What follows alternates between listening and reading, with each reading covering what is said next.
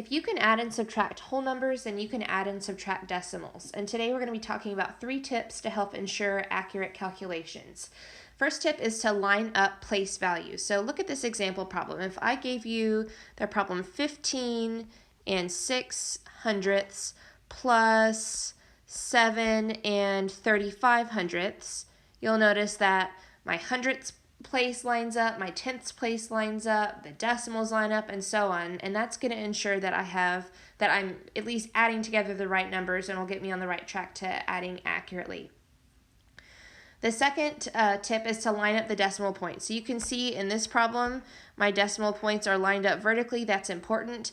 If I gave you the problem 1 and 75 thousandths plus, or let's say minus 3/10ths, you would again need to line up each place value, but also make sure that your decimals are lined up. That's going to help ensure that you get the right answer.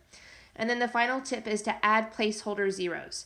So anytime, for like in this second problem, I'm subtracting 1 and 75/100ths minus 3/10ths. If I add 2 placeholder zeros, that just makes it easier for me to read, and that way I'm subtracting thousandths from thousandths. Here are 2 example problems that you're welcome to try on your own. You can always pause this video. The problems are written for you. On the left-hand side, you'll have to figure out how to stack them vertically. You can use those 3 tips that we talked about, lining up your place values, lining up your decimals, adding placeholder zeros if it's helpful. And then you can see my calculations on the right-hand side if you want to check your calculations against mine when you're done. So that's an option for you.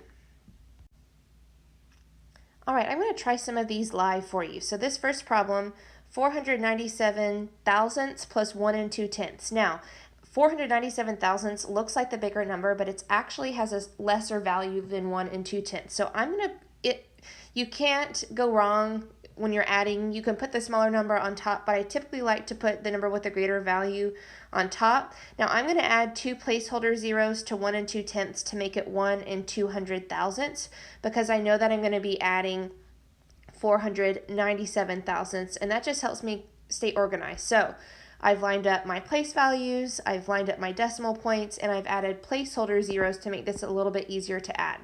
Now all I have to do is add 1 place value at a time. So 0 plus 7 is 7, 0 plus 9 is 9, 2 plus 4 is 6.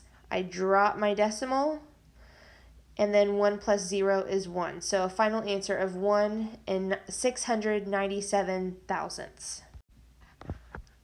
This problem isn't on the notes, but I'm going to do another example problem with you right now.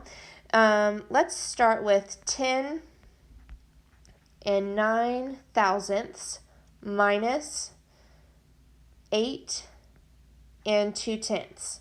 Now, currently this problem is written horizontally. I want to actually stack these numbers vertically in order to subtract using the algorithm. So when you're subtracting, you always have to put the larger number on top. So 10 and 9 thousandths minus 8 and 2/10ths. So I'm being careful to line up my digits by place value. My decimals line up.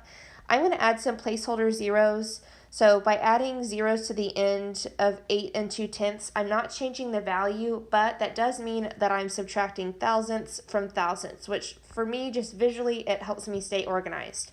All right, now I'm ready to subtract. 9 minus 0 is 9, 0 minus 0 is 0, 0 minus 2. I can't do that. I can't take 2 from nothing. So I have to go next door and borrow, but there's nothing there. So I'm going to have to go next door again all the way to my tens place and borrow 10. So that I had 1 10, now I have 0 tens, but 1 10 is the same as 10 ones. And now I can borrow 1, and now I have 10 tenths, which is equivalent to the 1 I just borrowed, and now I can subtract 10 tenths minus 2 tenths, which gives me 8 tenths.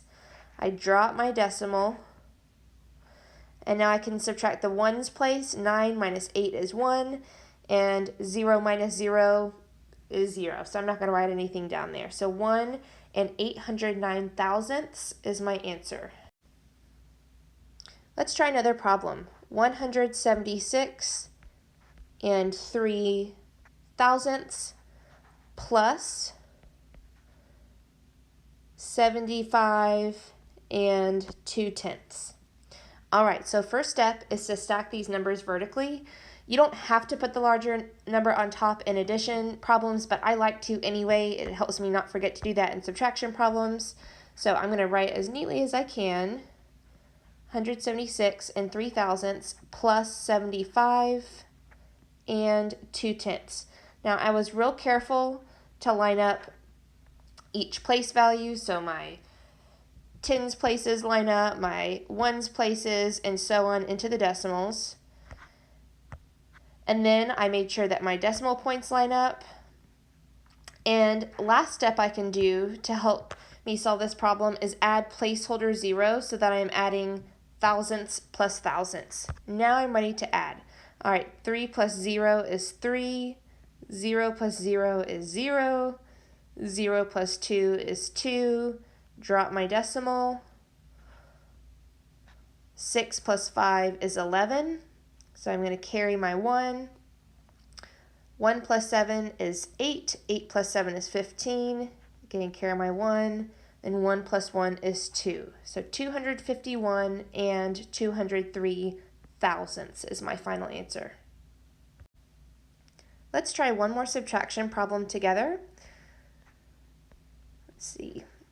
352 thousandths minus 4 hundredths. So when I'm subtracting, I need to make sure that I put the larger number on top, 352 thousandths. Now, copying my second number, I need to line up my decimals, make sure my place values line up, and I'm going to add a placeholder 0 after 4 hundredths to make this 40 thousandths. So that way I'm subtracting thousandths from thousandths. And now I'm ready to subtract.